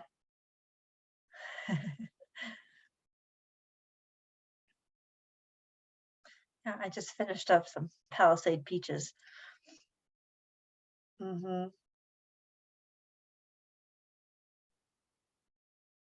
Yeah, on the way back from the trip, bought like 2 boxes and beers and canned a bunch of them. Bought way more than needed to even, didn't have enough jars, but yeah. Yeah, we just have, everyone in my house needs to eat 2 peaches a day. We finished our ones from Grand Junction now. I mean, we still have Palisade peaches, but they're bought from our local stand in Leadville. Nice. Okay, I think we'll go ahead and get started, and if people are still joining, that's okay. I just wanted to take a few minutes to talk through the timeline for kind of and sort of next steps. And I put a link to it in the chat there. Joel, I don't know if you could easily pull up and share your screen if you wouldn't mind, or I can walk through it.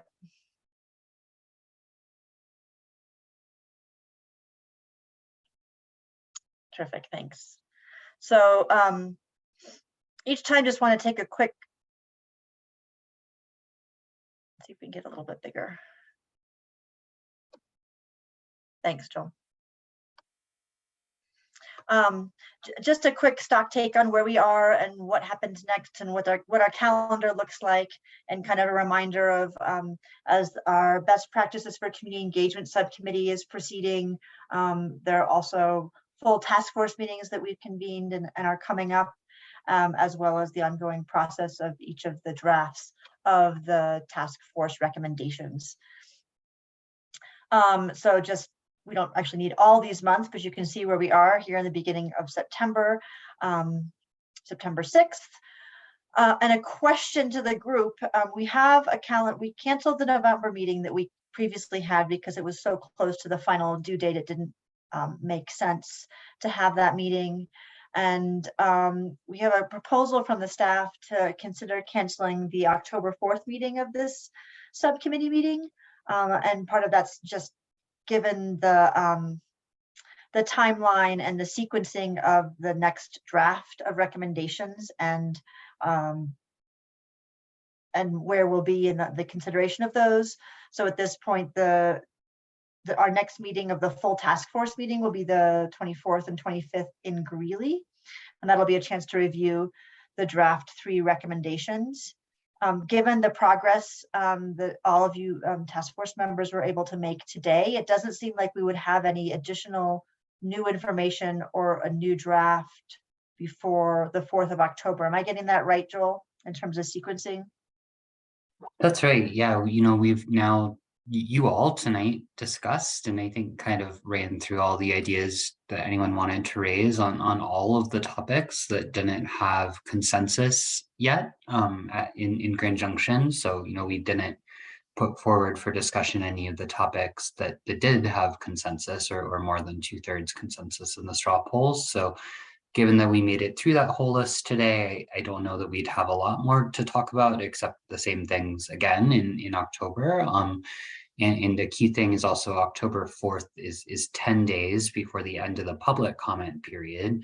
So we won't have complete public feedback yet then to share with you either. So really it would not be that different from now. And by the October 24th meeting, we will take the public feedback and all the discussions in this subcommittee and the other subcommittee meetings and really bring that together for you all to review as an updated draft. So I don't know that there would be kind of more to add, but with that October 4th meeting. Thanks for clarifying, Joel. I appreciate that. So I think a question for the subcommittee members for best practices for community engagement would be, is there support for canceling that October 4th meeting? I think task force members will be plenty busy joining other subcommittee meetings and possibly reviewing the full draft 3. I see a thumbs up from Dominique.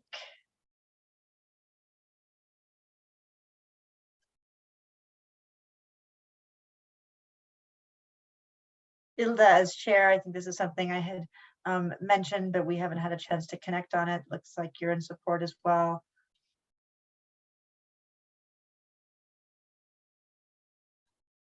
Yeah, it sounds good. I think we'll want to make sure that at least we're not creating extra meetings that are unnecessary, but maybe that everybody can be as focused as possible that meeting. And I think maybe I can make sure and look at the 1E1, I don't know, that portion of like the sixth recommendation, best recommendations on how do we include the piece of the disability community, but before that to add it to the next draft, but I think that should be fine.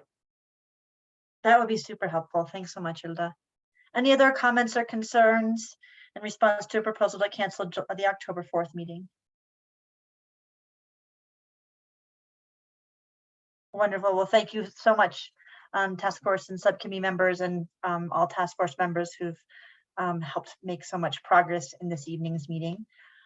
We are, I think, at 6:30 at this point, and so I think I'd like to shift over to public comment. We have a half an hour, so from 6:30 to 7, for anyone who's joined us and as a member of the public who would like to share a comment. So I think if anyone would like to either put your name in the chat or raise your hand and we can unmute you. We are here for the next 30 minutes. Emily Bear. Let's see. Hi, can you hear me? Yeah, thanks, Emily. Go ahead. And I guess I would just say, and I'll say this for everyone, if we can kind of limit our comments to about 3 minutes, and then if there's follow-up, that gives task force members a chance to engage in dialogue as well. Sorry to interrupt you, Emily. No worries. My name is Emily Bear. I'm an impacted resident in Erie. I'm also a newly elected trustee in Erie. I just appreciate all these really brave and important conversations that you're having, and that you're really willing to get into the weeds about, you know, what a division is versus a commission. Turns out that's a really important conversation, and I just appreciate that you're taking the time to dedicate to this conversation. I think that creating and defining that baseline for best practices is really important. It makes all of this really usable and enforceable instead of just performative. And I also just wanted to recognize, I really appreciate the recognition that this is a paradigm shift. This work is necessary because the system isn't built to recognize DI communities. And then in Grand Junction, I mentioned that I spoke about compassion being the lens that we need to use when we approach this conversation. I think it's easy to get sort of lost in departmental memos and that sort of looking at it from that angle. But when you look at it through compassion, that impact stories belong to someone, then it just brings you back to how to make this work for people. And just wanted to mention that lens of compassion is so important. And I really appreciate your efforts here. So thank you.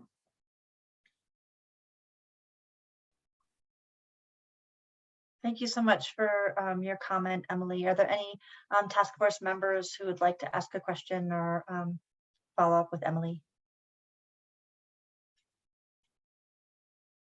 Emily, thank you so much for joining us today. And I saw that you've been with us since 4:30. So thank you for standing and being here for the whole meeting. My question to you, because I think one of the pieces that we also ask a lot of the folks when they're joining in, how do you hear about this? Like about the EJ task force? How were you informed about the process happening? Was it easy for you to access the information? I was approached first as an impacted resident through the CDPHE, actually through Natalie Eddy many months ago. And I got to meet with her and chat with her about our family's experience being impacted by oil and gas development near our home, and sort of walk through that process. It's been a 5-year ordeal for us. So my experience has been, sort of I guess, engaging with different agencies and different capacities over the last 5 years. And then this task force in particular, Natalie had reached out to me. And then as an elected official, I was also approached by CC4CA, which is Colorado Communities for Climate Action, to plug in and be involved as well. So as far as ease of sort of engaging, it's been, yeah, really easy. I get an email with upcoming meetings, and that's really helpful. So yeah, it's been good. I've always had the option to join remotely, which is good for me because I'm sort of juggling a lot of different meetings and things. So yeah, it's been good. Thank you so much. Yeah, and we like to ask folks just to know, sort of reference how our reach is working, how the ways that we can continue to engage people. But thank you. Shout out to Natalie. Oh, thank you, Emily, for joining us. Well, thank Are there you. any other committee members on the call who would like, actually, let me see, are there any other task force members who had a question for, who had any questions for Emily?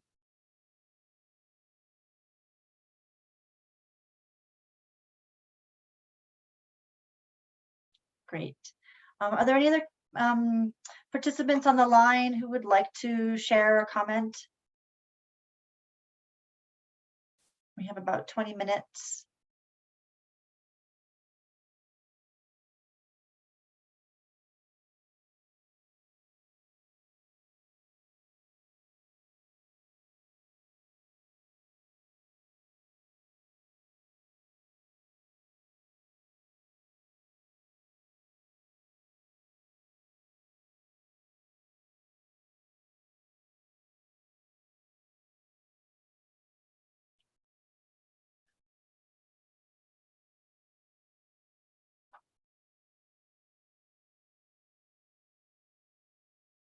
I think what we've done in the past, even if there isn't, if there aren't comments, we have, and task force members have supported staying online in case someone's rushing home from work.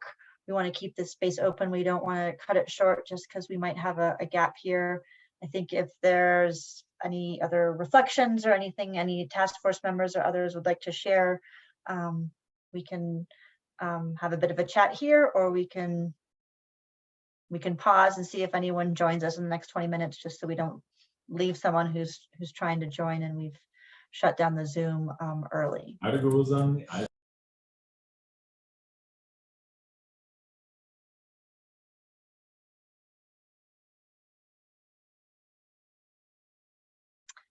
agree. I would love to wait for folks. Want to make sure that we have this space open. Yeah. Anybody, any office have any announcements that they would like to share? Or Joel, I see you coming. Yeah, actually, I wonder for the task force members who are here while we're kind of in this time while we're waiting for any other community members, would it be helpful for us to kind of give an overview of what we've done since Grand Junction? Just so you all know, I know Lubna's provided some emails summarizing it, but I thought I could just quickly go over that we took your feedback and ideas that we heard in Grand Junction, and I think successfully integrated all of them into the draft. So that is the draft 3 that went out for public comment last Tuesday, a week ago today, actually right around this time of day, exactly a week ago.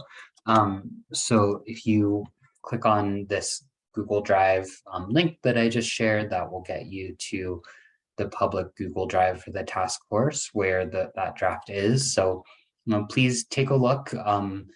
It's a lot of reading, and I know everyone can do the reading before kind of going to the next meeting, but it's worth looking at, and we can always accept feedback in writing. So for example, Tyson wasn't able to make it tonight, but shared one of his ideas that was actually basically the same as the baseline conversation we ended up having. So I didn't bring it up tonight, but that type of written feedback is really helpful for us before the other subcommittees.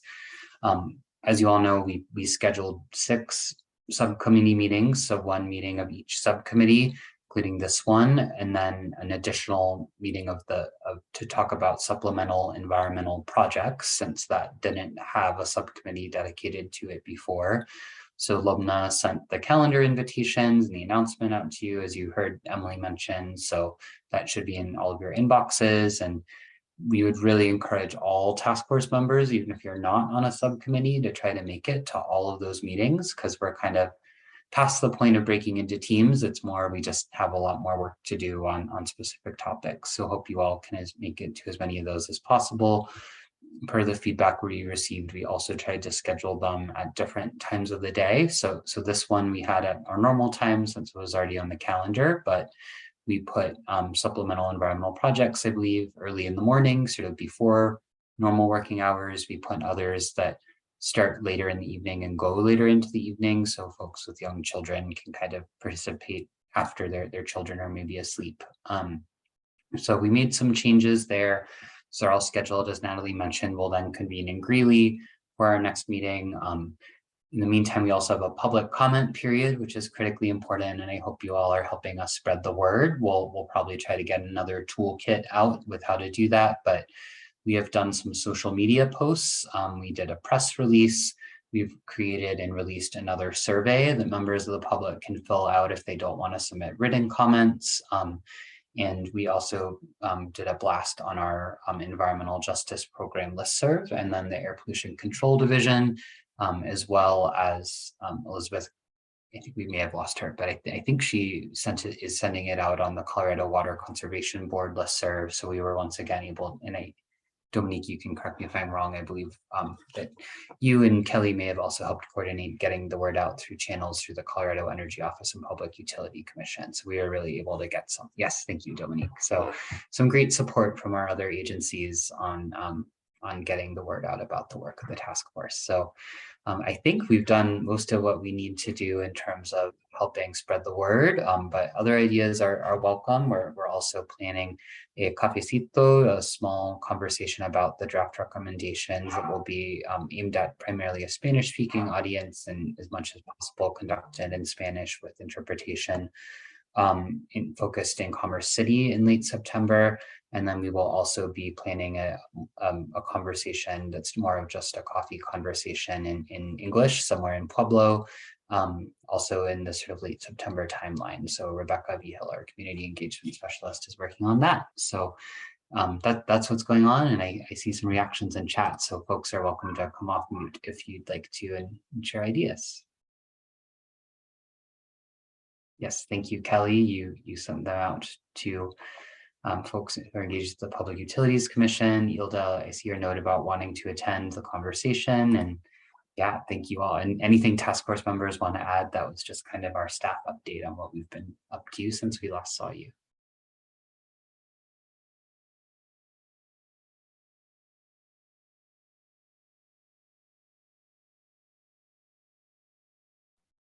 Thanks so much, Joel. It's an incredible amount of work that you and Lubna managed to pull off to turn around that next draft in light of all of the input and feedback and recommendations we received from the task force. So a big shout out to Lubna's leadership and Joel's contributions in making that possible. Yes, and Morgan and Rosario and Rebecca and you, Natalie, that we have a growing team in the environmental justice program to do this together. So thankful for our deep bench indeed.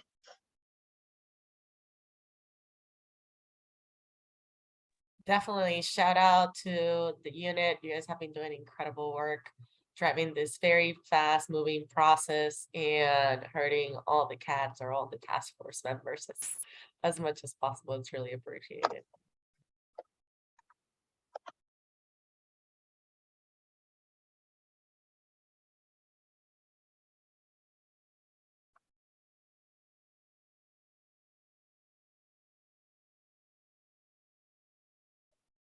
Ilda, are you okay to give it a few more minutes here? Oh yeah, if folks want to be off camera, you're more than welcome to if you're working on emails or something like that. But yeah, keep your mic on just in case somebody joins in. And Kelly, I see you're back. Thank you so much for coming back. I know you guys had hearing today, so many things happening. But I really appreciate your participation and look forward to connecting to further.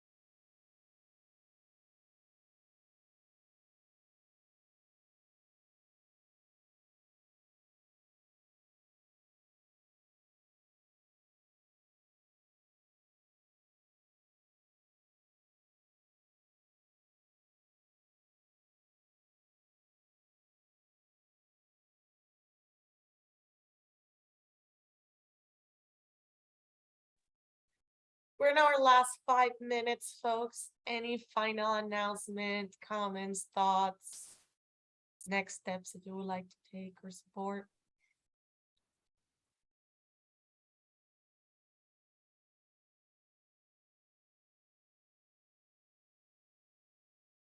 Okay. I Hearing wanted to none. thank you, Ilda, as chair of this subcommittee. Since this is our last final meeting, I'm sure we'll have many other spaces, but since we're not having our October meeting, I've really been thankful for this chance to support you as the EJ staff and work closely with you and get quite a bit of work done and learn a lot of things along the way. So I really appreciate your leadership and commitment to this process, in addition to all the other pieces of the work that you do for communities. And also wanted to thank all members of the task force, both subcommittee members and others who've been so engaged throughout this process.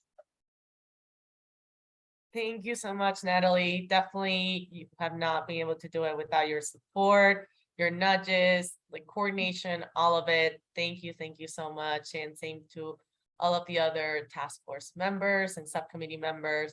Your support really made this happen. So thank you so much for your support.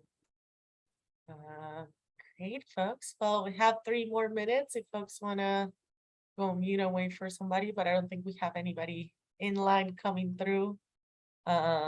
So maybe we can call it a day. Thank you so much to all the EJ staff, of course, really.